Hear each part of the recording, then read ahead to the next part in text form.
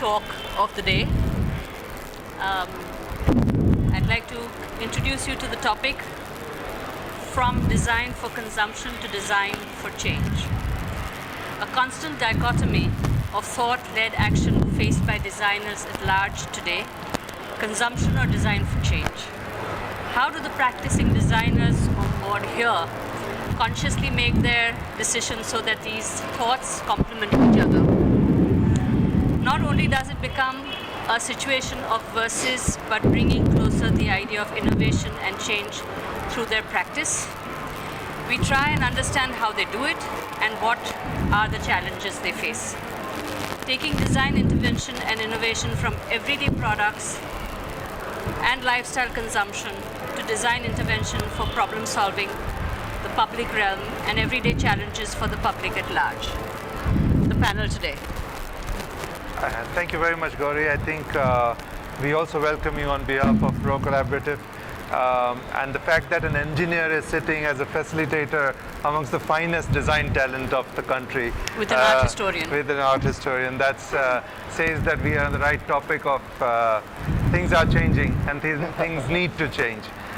So in the backdrop of Corbu's masterpiece and on Corbu's chair, as Rebecca was just saying, we've got Josefa Rangwala from Muse Lab, we've got Nishita Kamdar from Studio Nishita Kamdar, we have got Deepak from Architecture Story, and Rebecca Rubins.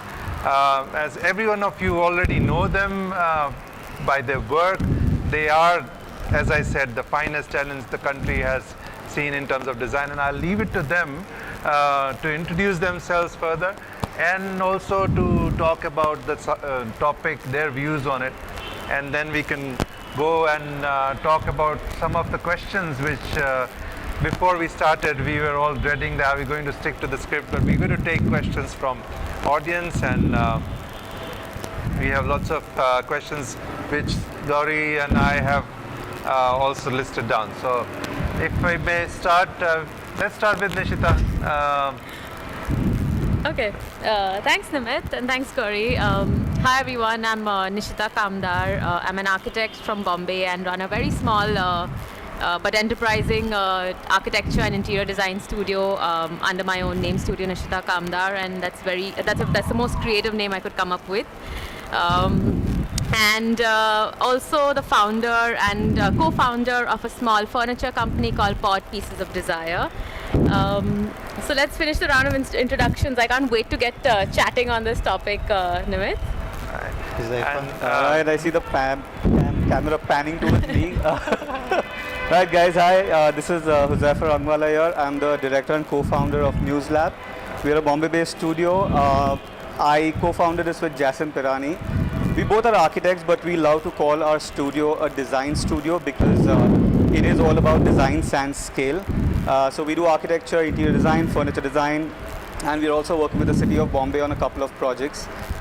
We recently started something called Muse X, which is all about collaborations, apart from starting our own accessory line in 2015 called Muse Mart. And yes, over to the architecture story. Yes, Deepak. Hello, I'm Deepak Jawahar. I'm the co-founder of the Architecture Story. Thank you, Gauri. I co-founded the Architecture Story with Justine. She comes from a background in theatre, and I'm an architect. We have a small studio in Chennai, and we kind of mostly specialize on spatial design, architecture, and products. And brilliant work, of course. And we have got very, very senior Rebecca Rubins from Rhizome, an academician as well. So nobody, she doesn't need an introduction, but of course we will be glad to hear from you. It's always depressing when someone starts introducing you as senior, but I'm going to pretend that didn't happen. This side of the panel, we have to accept that fact. So I have a small sustainability design studio called Rhizome. We work at the intersection of craft, design and sustainability. We've been working in this space for 11 years now. I've been working, a material of choice is bamboo because I've been working with bamboo for almost 2 decades now. I also teach at design schools around India. And I like writing, so I write a couple of books here and there. Yeah, we have been always talking about design for consumption and catering to the consumption. So if we'll stick to you, Rebecca, if you can elaborate on your views on how things are changing and if design can do for what can design do for change? Is it happening or not? Yeah, so I mean, we live in an anthropocentric world. All of us are human beings, and anything we make is fundamentally unsustainable, right? So when we say that we're doing something sustainable, we're just making something less sustainable.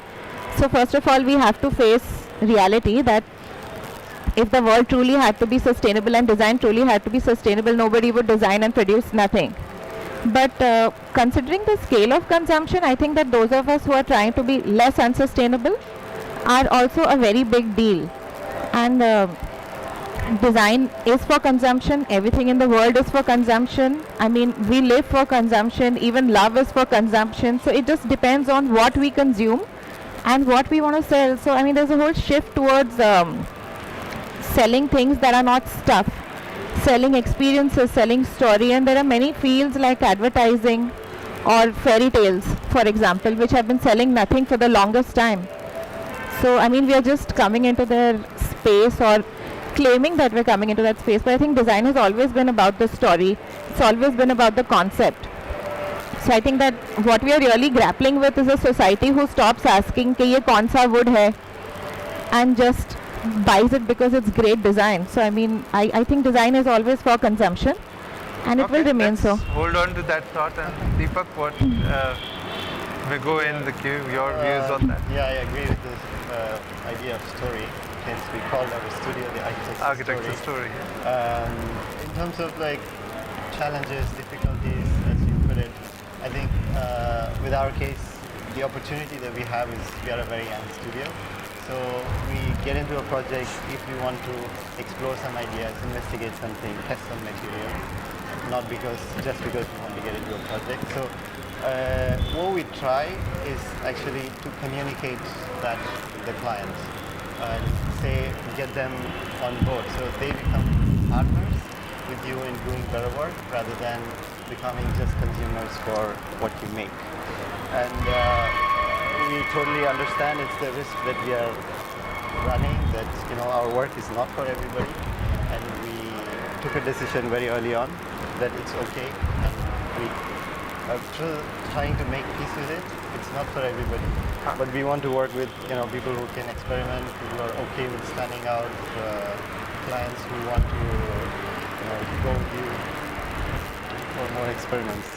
I'm going to agree to him because as a standalone studio, we often find ourselves, absolutely being slaves to a consumerist kind of problem-solving design practices, and for varied reasons. I mean, we all want to break free. We all want to be, I think, being conscious is the right word, than just using the word sustainability as like a loose kind of word that people use. And I think one of the only problems that kind of comes in our way when we end up, wanting to break free from the mundane practice that we otherwise have of a very kind of consumerist nature is the education and the awareness. It's and I think as designers, where we play such a strong role in changing the way the way probably people look at even that chair that's lying there, and the way people just kind of progress in life. I think the only starting point from here on is creating awareness about that and talking about that, as simple as talking to your client and educating your client about why you want to do a certain thing and why you should be doing it this way and not that way. So I think it's just about this the idea of creating an awareness and a buzz around what you want to do. Well, yeah, it's everything is for consumption. There is a narrative and collaborative working, and then you're talking about awareness. Yeah. Josefa, No, I think again, I think I'm just going to go back to last year because until before that, the basis of my practice or our practice was all about doing good work, right? Competing, right? About like standing out, right? Because that's the only way a young practice essentially gets exposure. And it took a lot of years to understand that one's practice is beyond just awards and publications and all those things. I think because that's essentially what leads you into that whole market of consumption and consumerism.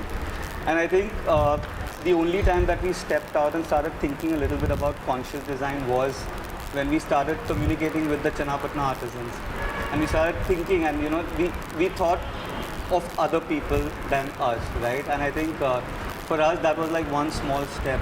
And I'm not saying that we are completely out of this whole zone of consumerism. That's why I feel like I'm a misfit for this conversation, because I'm nothing close to anything that, let's say, you are practicing, right? My practice is nothing. It doesn't work on those principles, but I think we are hungry to learn, right? And if collectively, if we can head towards something that, let's say, you are working on, right? I think that's the overall idea, that's the essence. We have been talking about this topic for quite some time now, Gauri and I think we will have a conversation not only about the consumption or even for practices which are in commercial zone. There is a lot in terms of learning, there is a lot in terms of awareness. So let's have that discussion. Sure. I'll let Gauri to ask some questions we have. This is to Rebecca and Nishita. What is the biggest challenge faced when a consumption-based design or practice begins to focus towards contributing to a larger purpose? Nishita, you want to answer that? Sure. So I think let's put it out straight is that no change was going to happen overnight, is no change is going to happen overnight. And also for me, sustainability is about the balance of three important elements: that's social, economical, and environmental. And if we just keep concentrating on any one of them, nothing is going to change. And all of this still comes back to the same looming factor of creating awareness. That is, I guess, the biggest roadblock that we've been facing so far with clients. I mean, as simple as why do you want to use marble and not wood that feels good to touch? Why are you using material A and not material B? And the general answer always ends up lying in this just looks good. And what about all the other factors that come behind it? What about does it feel good?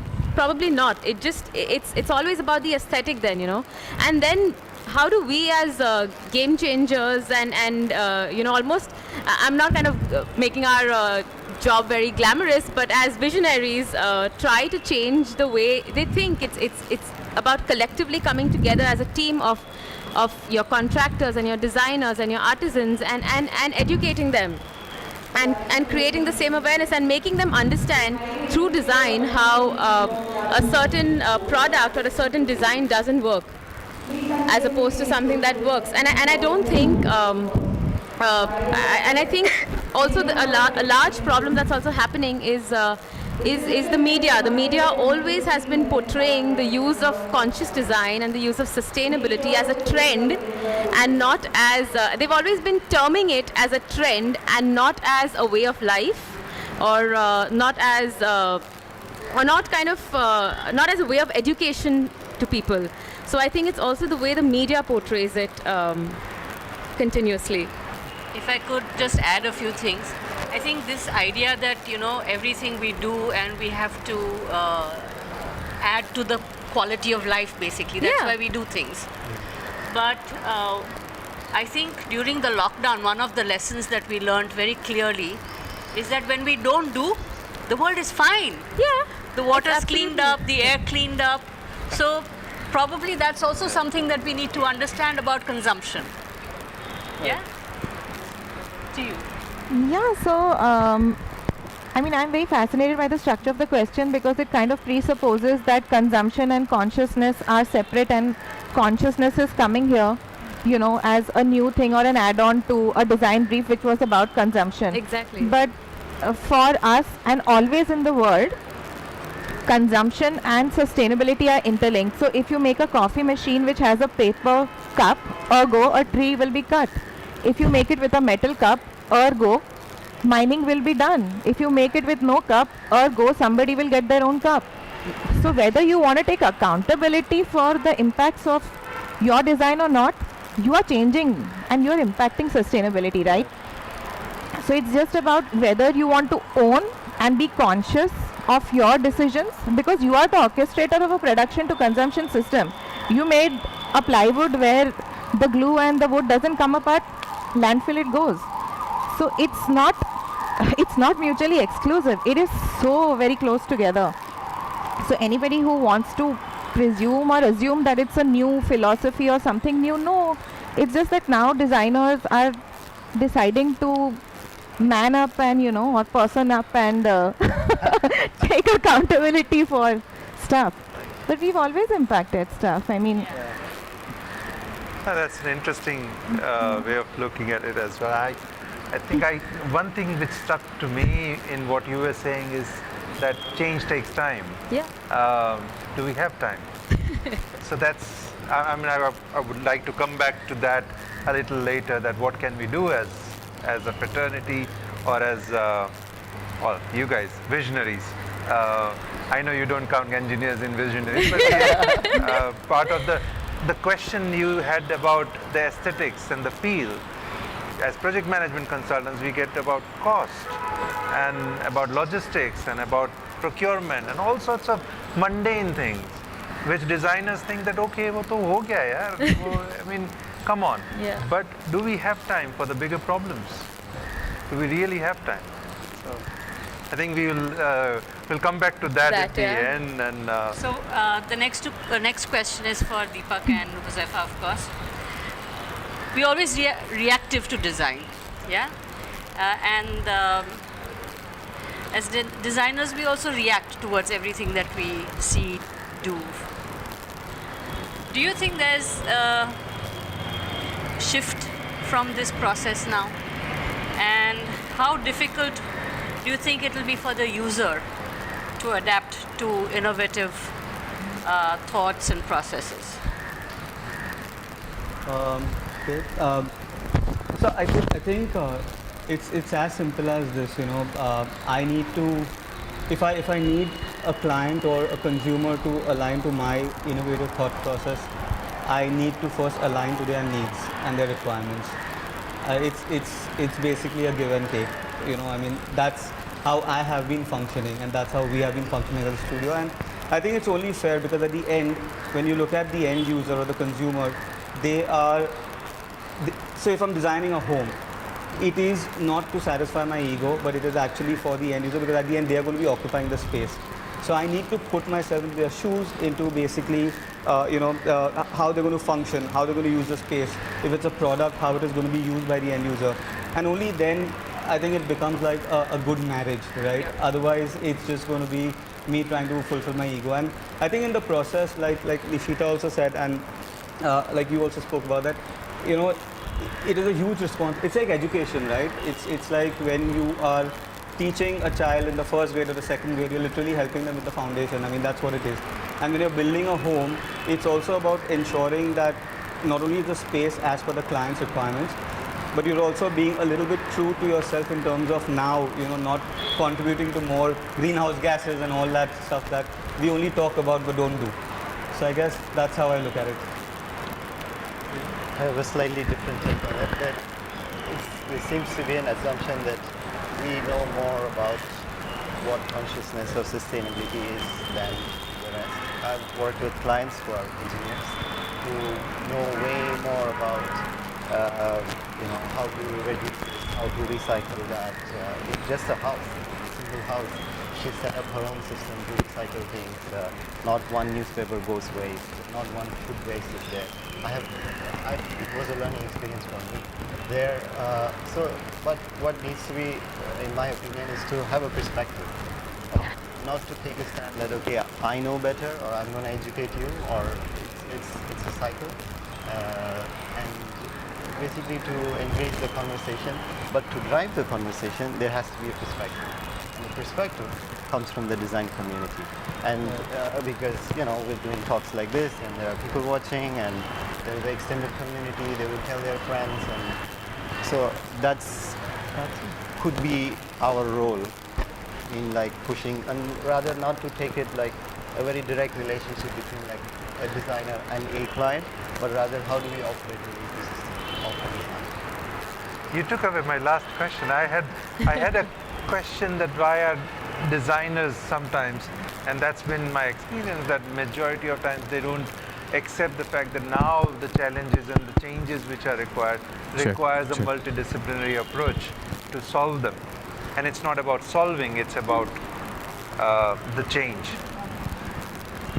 And you said it very rightly so, that it is a collaborative I saw your paper there. You saw.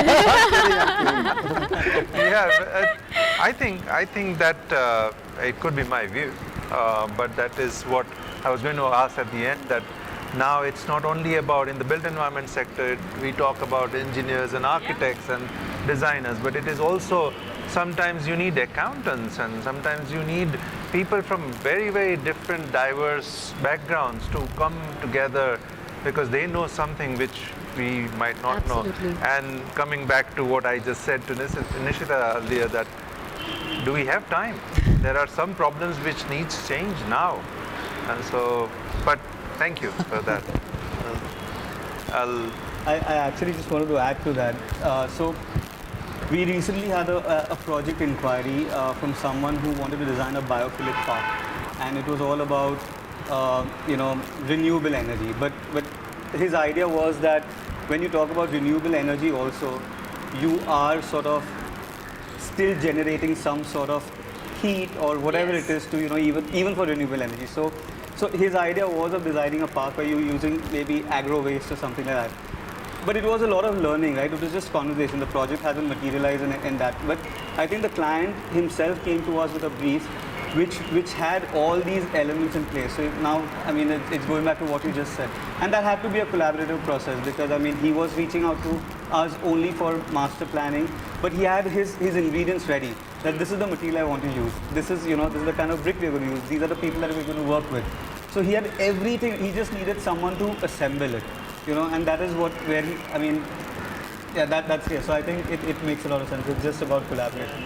That's It's, I think, in a way like, when design started, in a sense, you had everything that was this big. Even the computer filled a room.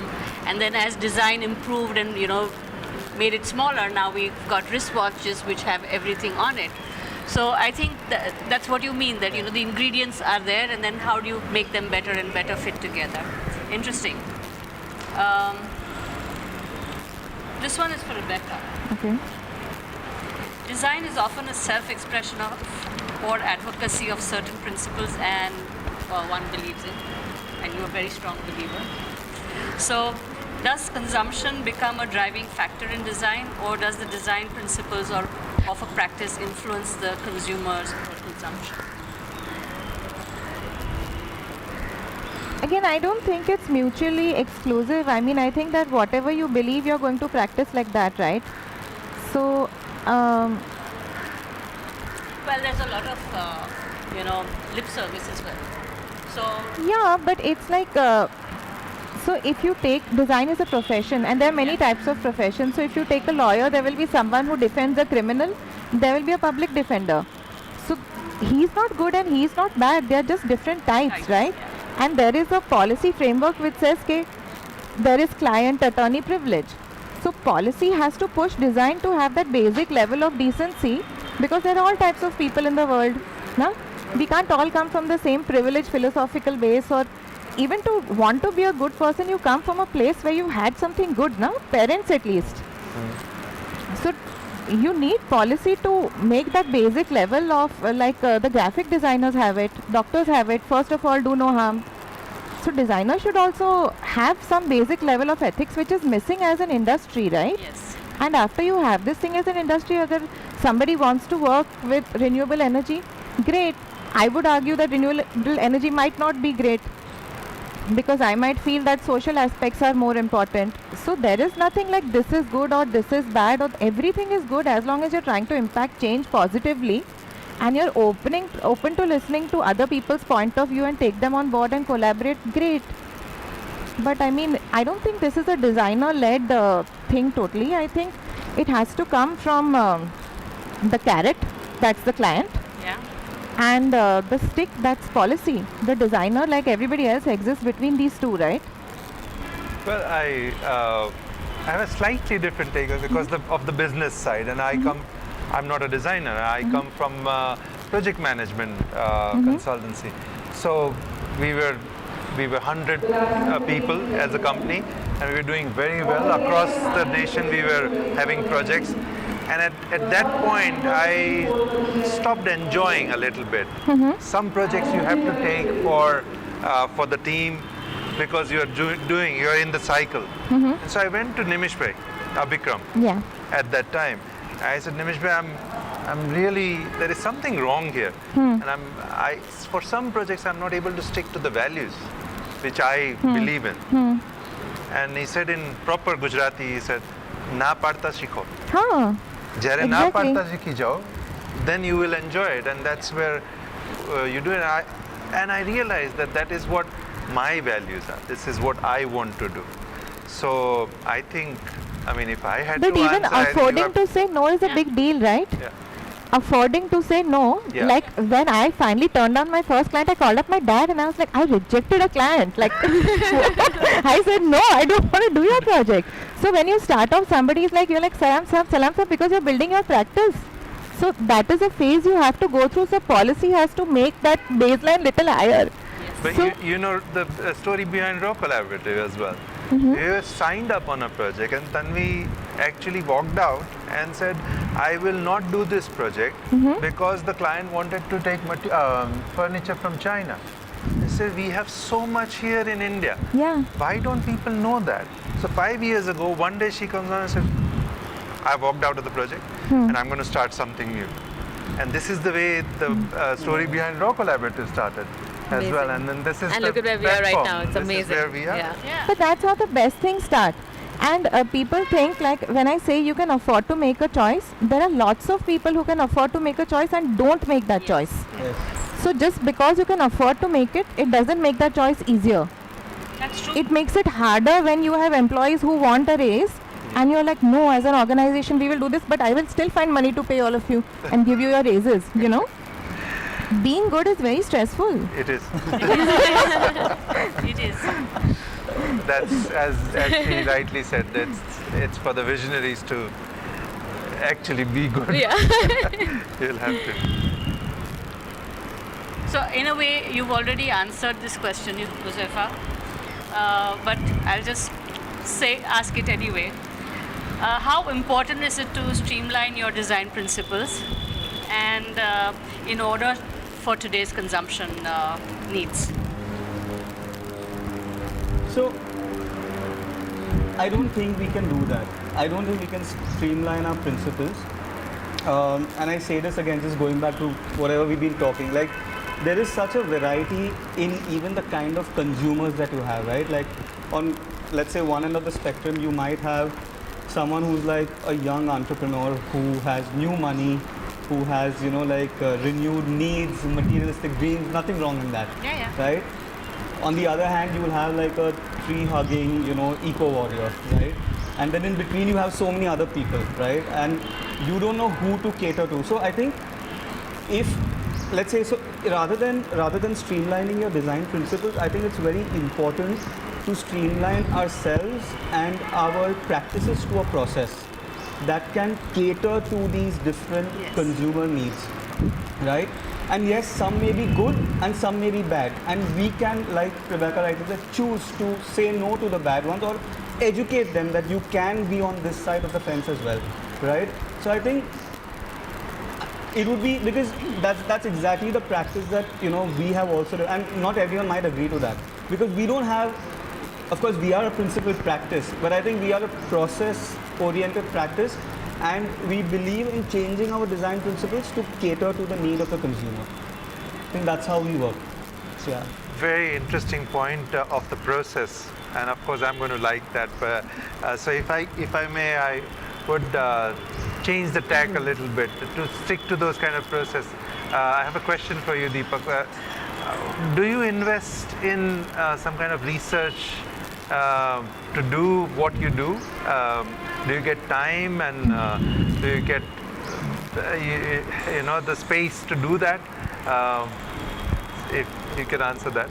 Yeah, like my co-founder is the other part of the office is Justine, and she comes from a theater background, and I come from an architectural background. So we have to meet somewhere in the middle, like you were saying, no? The design is where you have to meet. So we have to meet somewhere in the middle. But we kind of use techniques on both sides of the aisle. So we do, for most of our projects, we do something called anecdotal research. It's not factual research, which says like, okay, A, B, C, D, and there's no way in between. But we actually like do all the anecdotes of like any process that we do. So for the piece that we've brought here for Raw 4 is we worked with a community that makes Jamakalam. It's kind of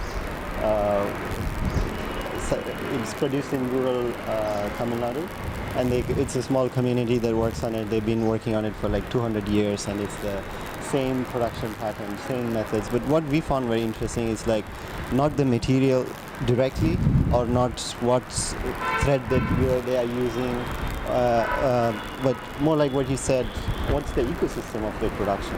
What we found interesting is that they all work from their houses, and it's all independent weavers. They don't go to a factory or a pitloom area and they produce, but they actually work from their houses and then with their wives. So that creates an interesting gender participation in the producing income for the family. And they also have to have some code of communication. Like he says, like we need some principles to operate. So they need some code of communication, which is like, because you spend one day alone at home, putting your labor on and using materials. So end of the day, it has to be right. So we asked ourselves, like, what is their code of communication? How do they structure the parameters to get a certain result?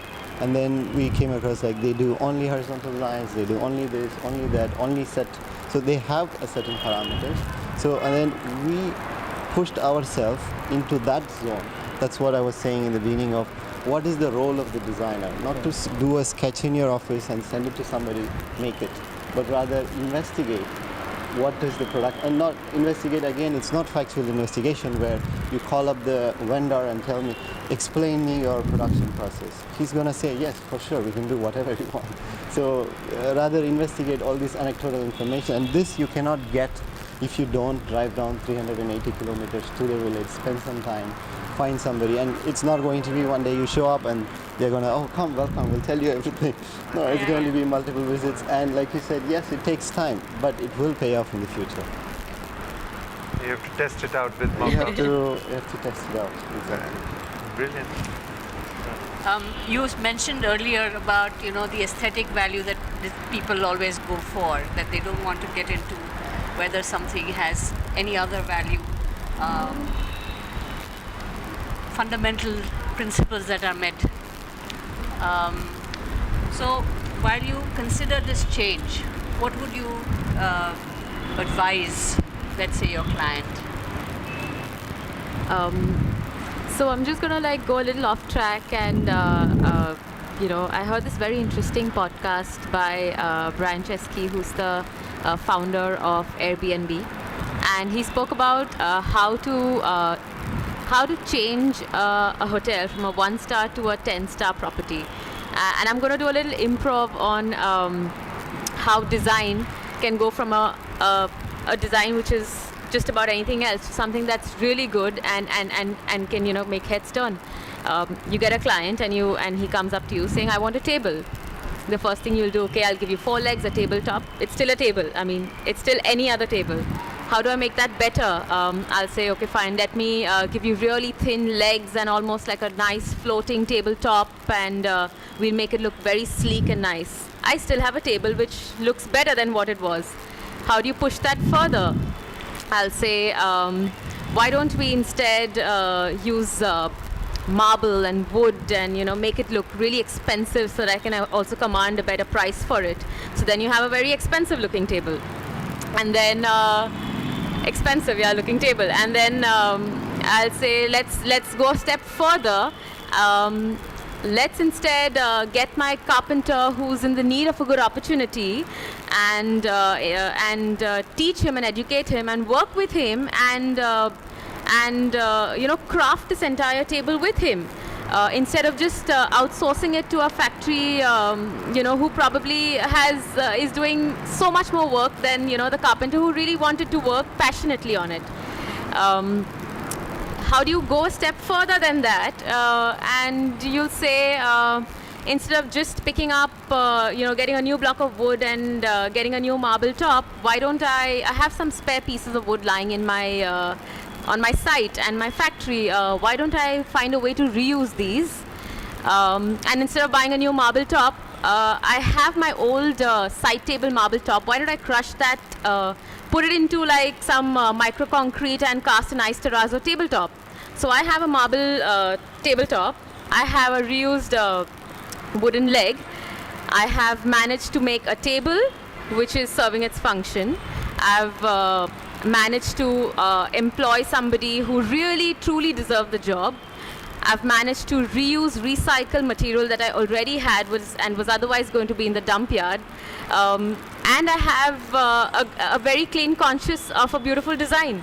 So I think it's just about going to be these small steps and these individual conscious steps that you take to this larger kind of goal. And when I said, and when you keep coming back to it, do we have time? And I think if each individual designer keeps making this little change in their lives to make a mundane object amazing, just by this simple act of consciously changing things, but also making it look beautiful at the end of it. And I think the change is happening then. So, sounds like this guy was from Ahmedabad. Well, this is what we have probably forgotten, isn't it? This is what we used to do Right. in the past. So, I mean, it is something which is already there, inherent in our nature, that we probably from West, we don't need to learn all of those reuse and those kind of principles. We already have that. Let's go next step, and my next question is about that with the new materials and new technology coming in, and it's open for everyone. I mean, if we can start from you, where do you see that the design change is going to happen? Coming to talking about the new material and new technology which you see around, and what do you see? So I mean, everything new comes with a promise of some amazingness and with the possibility that that promise might be fake, right? It's just like you meet someone new and you go out on a date and they look exciting, but they could be a serial killer. So I think that with the new materials, I mean, it could be something amazing, but it could also be something which is very damaging to the environment. So I think that if we are serious about actually making a change from the materials perspective, it is actually safer to stick with the tried and tested materials and let everything new run a cycle of being tested. So whenever we talk about crafts or something like that, it has evolved over so many years. So why is the Western way so consumption oriented? Because after the war, all the money went there and it was new money. So just as in Ahmedabad, the richest Gujarati Ben will wear a white cotton sari and gigantic earrings and that's it. And she knows what she has and everybody else also knows it. And the new money looks different. So it is a thing of value, Right. So we have to learn to, when we talk about aesthetics, what is aesthetics? What is good? I mean, 80s mein whoever wore the big hair thought it was good. Now I think I look good. Tomorrow my daughter will mock me and say you look really bad. So aesthetics is time bound and moral framework bound, right? It's context bound. So we need to hold on to contexts that are tried and tested, and luckily for us we still have them. If you go to a place like Holland or something and you ask them that what did you eat or what did your mom make for you, like I've asked so many of my friends, they would tell me we ate pizza and we ate this and we ate that. There was nothing Dutch except for one fish thing and one potato soup or something that they could come up with. We are not there yet. We are so lucky. So I think we are highly privileged that the new materials is not something that we have to jump onto with like the thing of a divorcing marriage. We have a good solid partner, so like let's do that. Very, very strong points. I think we'll this side of the panel will No, I think- maybe the context. I think the idea is not to stop using what we're using currently, but to just use it more effectively. For example, I was quite shell shocked with like the complete plastic ban. I mean, it was such a blanket ban, but there's not one person who spoke about or one policy that worked on like recycling of the plastic, and there was absolutely no policy made for setting up a recycling plant. I mean, it's as simple as that, or probably use the right grade of plastic. You can't ban or you can't say a material is bad just because of one harm that one probable But aspect that's of it, our which is fault, the way we use it. the way and we throw use it. it. Exactly. Probably. It was never meant but for that that. yeah, but that being said, I mean there isn't probably a better container to drink water from and an affordable one than a plastic glass which your bhaiya is selling to you. I mean the bagasse ones that are there in the market are expensive for them. I mean it's as simple as that. So even the economics have to align at some point. So nobody else then spoke about what is a better alternative or how do you recycle that waste instead. So where did that go then? Actually, she came up with that anecdote of a date and a serial killer, so it would throw me off. But the example came to me was those kullis, the Yeah. coolers for the chai Chai. coolers, and it was a rage at that time. Yeah. Railways and everyone took it. And 5 years down the line, people realized that it eroded the whole topsoil Yes. around the railway Yeah, line. totally. Yeah. And the farming just went for a toss Yeah. around the railway line. Now, that was not right because it was not tested. Yeah. So I'm still on this side of the table. I still agree. No, But you then- know, look actually at the these bigger natural picture- dyes are so polluting. All these industrial development corporations were set up to actually be in wastelands. Yeah. Instead, they came into all these areas which are very fruitful.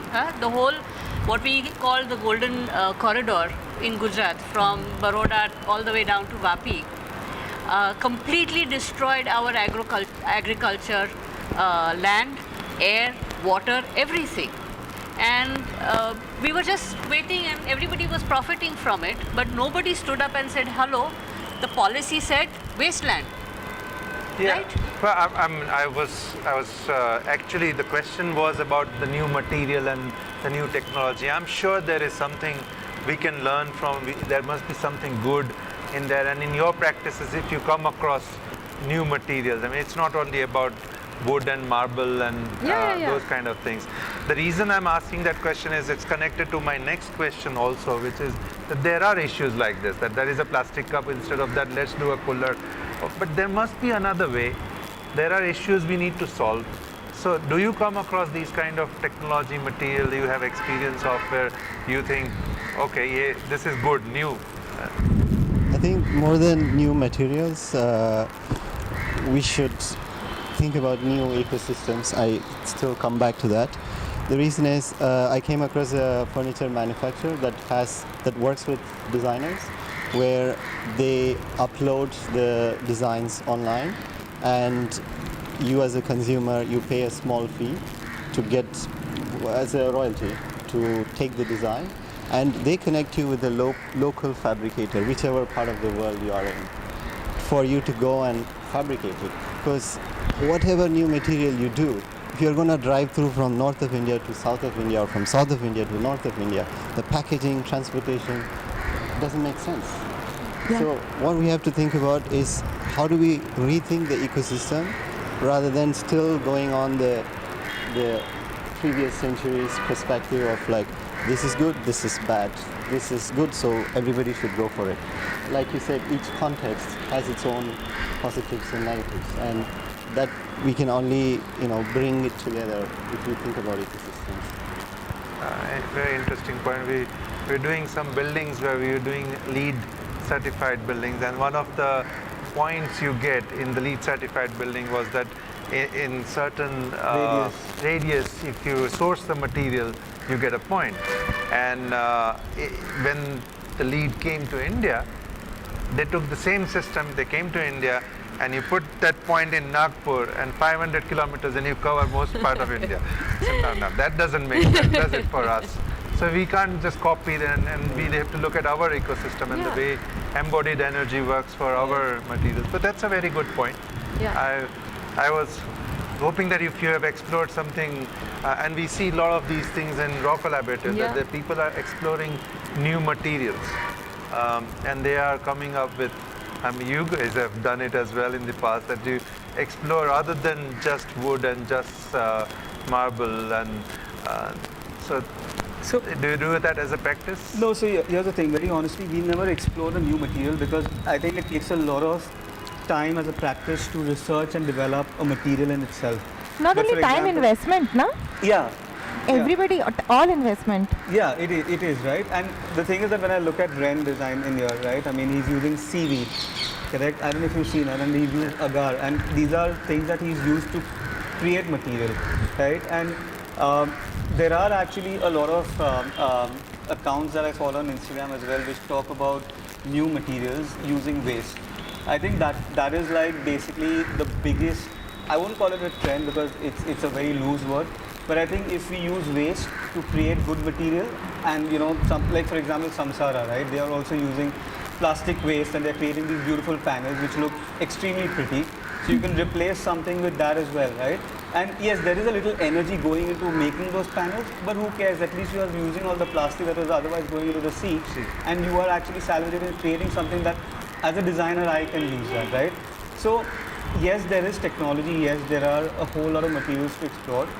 But at the same time, what you said, I think that's a brilliant point, that you have these crafts that are already there, that are probably dying, or that are like in remote corners of the country. And if we use our exposure, our education to collaborate with these people who already time-tested materials and crafts, and they're anyway sustainable in the true sense of word, then that itself is, because I am getting to know about new crafts coming to Raw Collaborative every year, right? I mean, that section on the ground floor, right? You just walk around and you see like I didn't know about all these things, correct? So it's so exciting. So I think old or new, there is a lot of it out there. It's just about us to, like bring it on a platform like this and maybe expose it to designers. Yeah, it's a challenge for you guys. You are the change makers. I wouldn't call myself that. The visionary. No, I'm not that. No, all it's too big a designers. platform. And too much responsibility. I'm very irresponsible. We don't have time. That's my strong point. We don't have time. We have issues at urban scale. We have to do it. And I think people like you have to be the change makers to sort these things out. And yes, we have to stick to. No, but also on the past. point of sticking to the past, I mean, I used to be really naive about this, like a die-hard craft fanatic, and I still love craft. Like I just love it. So when I did my first project in Vietnam, I said that we will treat the bamboo by putting it into the water, and we will not use any chemicals. So I was very proud of myself. Okay, I've done the right thing. And after 6 months, they came and told me that all the fish have died in the river. So I was like, what? But we just did like the things that are written in the old books. So the thing is, the old craft systems were built using a particular scale, right? If you are making something for a community or a village, and you are making it for the city or 10 cities who now like it and think it's very cool, the scale throws the ecological balance off. We are now at a scale where industrial production is a necessity. We need to do it. So we cannot be romantic about this. We need to be scientific about it. Yeah. So I mean, I think that is also very important to me. Like, while I love craft, I need to be a watchdog in my own head, that are my sentimental feelings stopping me from doing the correct sustainability thing, which may not be craft. So I think that just getting stuck in any one line of thinking is like not a good proposition. Yeah. Wow, I think we have the combination of live and online thing. If it was a physical audience, you would have got a clap for this. This is for sure. But we can do that. That is, I mean, I really love that point. And I also think that takes us to one of the last questions, and that is coming back to what we were discussing earlier about multidisciplinary approach. Whether if you got any examples of from your practice where you have come across completely not from built environment sector, or someone from outside, and who has come up with a solution, and you have taken that as a design challenge, or you have heard about or looked into it, because that is what we think that research and multidisciplinary approach is the next step we need to take, and you need to take as the change makers. So we actually in January of last year, we designed a project. It's actually street furniture, which almost looks like a tree. Now, the whole idea is that in the urban scenario, we literally, like there is so much of deforestation that is already happening even outside, and the cities are devoid of trees. So how can you replace trees with a street furniture that gives, that sort of harks back to the ecological system? And so we designed a modular tree. Now the tree itself is actually comprising of these hexagonal modules which come together to form a foliage. Each hexagonal module, and this is actually just, it's on paper right now, we've not really done a production on this. But each hexagonal module comprises of test tubes. The test tubes contain water which has one merino mossball algae, right? And algae actually is, so it's interesting because for every, let's say, 400 square feet of, like trees, if you talk about an algae for the same area, it actually absorbs 40 times more carbon dioxide from the environment, right? So these merino mossballs contained in the test tube are also solar powered. So they're solar panels. So what happens is that during the day, they are generating, there is photosynthesis that you're using to sort of, create, basically absorb carbon dioxide. And even at night, there's this beautiful glow that happens because these hexagonal panels are sort of also lit. So there are LED strips. So the solar panels are actually absorbing the light during the day. They light up the LED strips at night. So at night also the tree is lit, and it sort of emits this beautiful green glow. So the process of photosynthesis is actually a 24/7 process. So for this we obviously work with a whole bunch of people to understand what kind of algae can be used. This algae can also be used for, you can also use it for urban farming, right? Because algae is also, the spirulina is a superfood at the end of the day, right? So there is another option that we are working on where the merino mossball is replaced with spirulina. Spirulina cannot work in colder regions but can work in tropical regions. So I think it was a very interesting project for us. I mean, we come from a background of architects and interior design, right? I mean, this is something which is very different for us as a practice. And this actually was one of the first projects of MuseX, which is our research cell, so to speak. So that's what we did. Nice. Yeah. Sound like Anthony Gaudi. Nowhere close to that now. Of course, but you have done so much of research in doing this, which is fantastic. And you must have worked with botanists and. Yes, we did. We actually worked with someone in Bangalore who has algal farms, and we worked with him to sort of help us guide through the whole process. So yes, so it was a competition entry for the Amsterdam Light Festival. So we only had like a 3-month window to do our research and to prototype, at least on paper. But it was a very fulfilling exercise because along with everything that you're doing, which is catering to consumers and clients, this was something which was, it's more of a passion project, right? So going back to what you also said, that you have to make money at the end of the day. I mean, that's unfortunately a cycle, right? But then parallelly, like these are all passion projects that we are working on. This installation right here as well, it's pretty much what it is. Brilliant, Josefa. And Nishita, can you talk about what you have done, the brilliant thing you have done here for the kids? You must have done a lot of research in that area because nobody has ever done this kind of curation, and she has been one of the leading curators this year for Raw Collaborative 4. And so I think, firstly, this was an absolute curveball thrown at me by Raw Collaborative. The idea of curating a kids section is something I'd never imagined I'd do, but I think it was definitely a space that needed attention. There is a high demand for it. There is, I mean, like you said, we are going to consume everything at the end of it. I mean, that's what design is about. And I think it was about time that the kids, all the designers doing these wonderful things which are just playful, fun, light-hearted, but still have a little kind of, consciousness about what they are doing at the end of it. Just at the back of their mind in the smallest possible way. I mean, like for example, the guy who makes the Terrazzo Ludo from Avo Architects, it's not new material that he uses. He goes to, he started the idea with his site where he said, I had a lot of leftovers, let me just crush things together and just cast it and then make a game out of it. It was just a small, simple, honest thought, and that led into this beautiful product that he's done.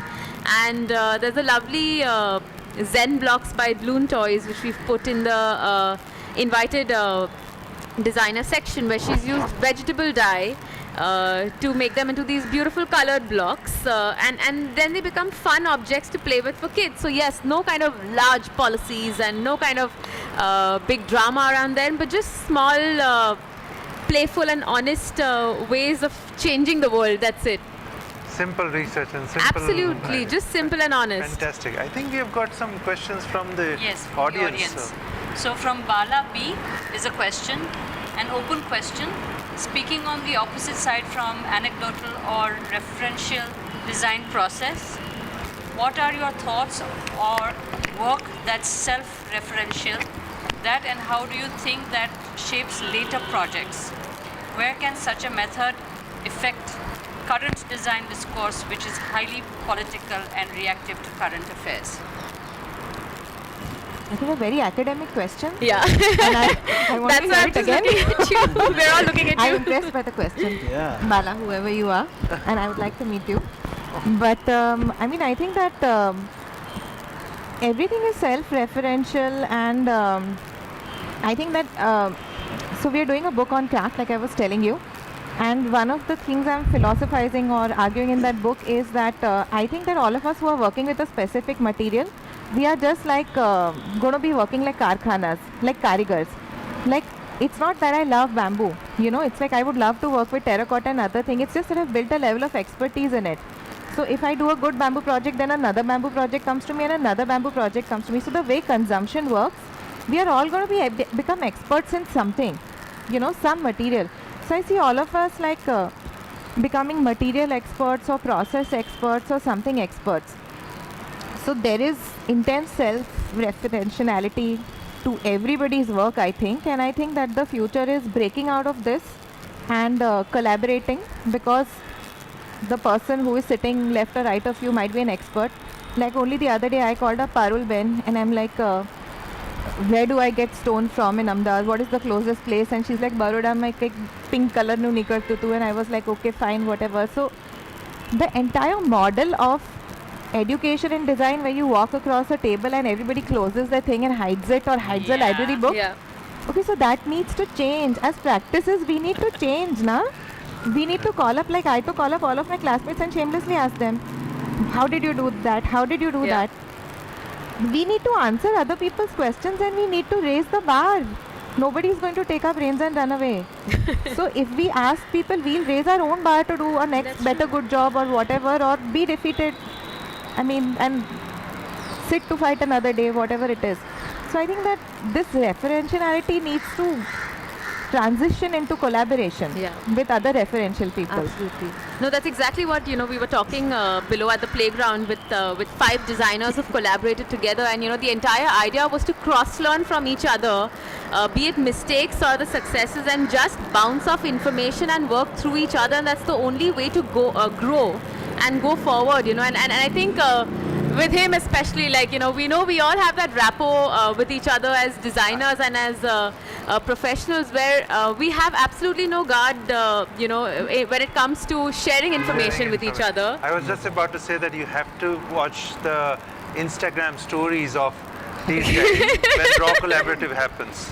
I mean, absolutely everyone, each one is going to every designer place and they're talking about their design and what is in there, and that's brilliant. And the collaborative thing which has happened on this platform over the last 4 years, we have seen that. I think this is a spark. I think that there needs to be some mechanism to sustain it. to keep this thing sustained, because when people meet, they talk. Like even last time when I was here, I think I met the whole of everyone whom I knew in design, and we were all very excitedly talking. But once we go away into our own little studios and all those things, so then you can't have raw collaborative every week, na? So maybe that brings me into the picture with the Association for Designers of India, a platform that we encourage everybody to become member of and to become, the place where cross-pollination is possible.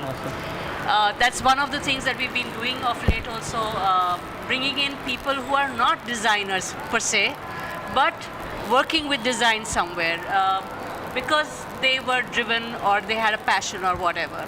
So I think sometimes also the design community has been very closed and has been inward looking, and now has to come out and kind of look around it and what you've been doing, etc. I had a very different question which I wanted to ask before I go back to the questions from the public, is that in the process when I was looking at consumerism, and the Germans are also very good at this, is everybody's talking about making new things, right? But can we talk about removing things, For example, you have a toothpaste which is already in a tube and we put a box around it, which we could easily do away with. So there must be tons of things where we can reduce, let's say, by design, and become more sustainable. Yeah. And this building is the perfect example for that. We're sitting in exactly the right space for it. So that was something that I would like to ask. Do you think that there is a future for that in India? Again, I think the lockdown has opened up everyone's eyes, and essentially all the senses, to ensure that you should only have in your home what you need. Because everything more than that, it was too much to maintain, to clean, because you had to do everything yourself, right? You didn't have a help to reach out to. And I think it in a way, because here's what happens, and I'm guilty to that a lot. You finish your project, you designed everything, and then you want to accessorize it, right? Because you want that perfect photograph, you want that, and I am guilty to that, and I accept it right now, right? Because that's unfortunately how I have trained myself, how I have allowed myself to, basically, I guess become a victim of validation, so to speak, right? So these are things that I myself, or we ourselves, as a practice, we are trying to stay away from, right? That, okay, you want to now, at least in some of our projects, we are keeping it to the bare bones. We are keeping it essential, right? And not just for the sake of using these big words, right? But actually try to ensure that this is what you need, and you don't want anything beyond that. Mostly in India we say, oh, but we have somebody to clean the house, right? So you kept adding. But like you said, I always come into, when I look at products or a building or whatever, I always think, oh, there's an extra lead there, that means there's going to be dust. Oh, there's that there, oh, that's going to be dust, this needs cleaning. So it could easily be done away with. And that's how I've always thought and looked at design, actually, since the moment I started realizing that you have to do things yourself. But we go back to the questions. But I want to say something here, Gauri. I think that when you talked about that box, or you talk about the accessories, it is because you are creating a picture or a notion which you think that by adding that whatever, you are adding value, right? But the ideas of value are different in India itself. So I have a friend who is a North Indian, and she always tells me that her husband is a South Indian, and she always tells me how embarrassed she is when her parents go there, because she tells me her husband's family was wearing neat and clean white thing, and my parents went in their chum-chum things, and it was so embarrassing, There are two notions of value there. Value is equal to austereness and Spartan, and that is your value, and value is equal to being minimalist and maximalist. So we just need to curate a notion of value which is sustainable. Like somebody, it might be functional, it might be minimal, it might be without the box. I mean, if you create something and you create a story of value with that, it is value. We've time out. Yeah, I know, I saw him. Okay. So we had two more questions quickly. One, I think Roshni Solanki, very happy, my student. Roshni, I think we've answered most of your question, which is if we tell people and sell things to people how to consume them, can we also tell them how to recycle it? I think we've covered most of that Covered that. question. And Austin Mendonça, experimenting with materials in order to reuse takes time, cost, and failures. How do you convince the client to take that risk, especially when other designers use high cost rich looking materials? I think we also covered this during the talk earlier. So I think we've come to a close. I'd like to encourage everybody here. ADI Ahmedabad, of course, is here with Raw Collaborative, but ADI is a nationwide organization, so wherever you are, do become a member and build and grow the community, and let's cross-pollinate not only within the city but across the country. Thank you so much for being here. Thank you. On behalf of Raw Collaborative as well, thank you very much.